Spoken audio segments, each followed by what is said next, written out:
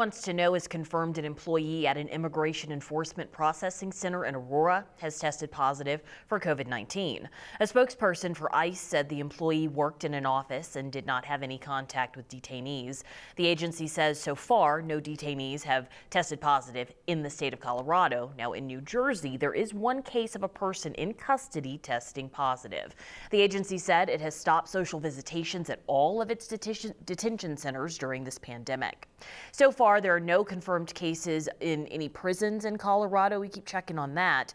The Denver sheriff says 23 inmates who had some symptoms were tested, and all of those tests came back negative.